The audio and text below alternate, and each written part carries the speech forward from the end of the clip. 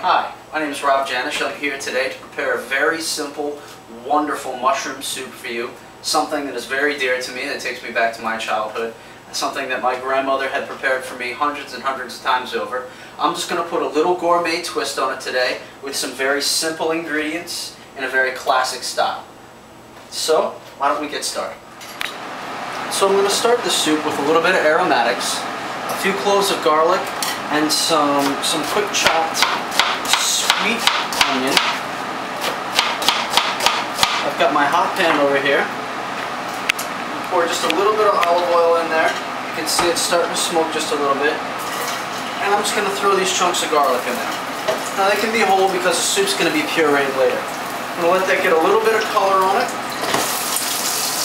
Ah, smell of fresh garlic. Now I feel like I'm in my grandmother's kitchen. Throw the rest of this onion in here. I'm going to let that get just a little bit more color on it. I'm going to add some white button mushrooms.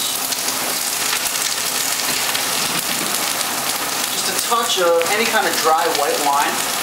Deglaze and pull some of that color that we created off the pan. Savor all that flavor. We'll throw some dried porcini mushrooms in. And a whole thing of chicken stock. Those flavors are really coming together now. I'm going to take this soup and I'm going to puree it completely. I'm going to take a few scoops at a time into the blender. And I want this to be completely smooth, no chunks.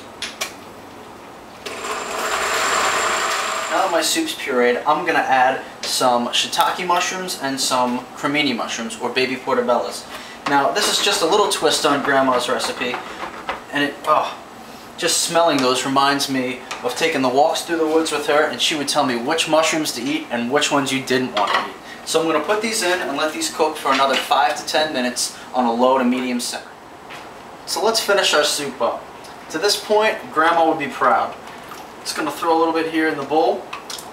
And now I'm going to add my gourmet twist. A few broccoli florets that I've steamed off in some hot, salty, boiling water. A little bit of my smoked Gouda cheese here, right over top. Oh my God, it melts on there so beautifully. And then just for that little bit of extra mushroom flavor, I'm going to add some white truffle oil. Just smell it from here. Grandma, I know I changed it a little bit, but you'd still be proud. I'm Janesh.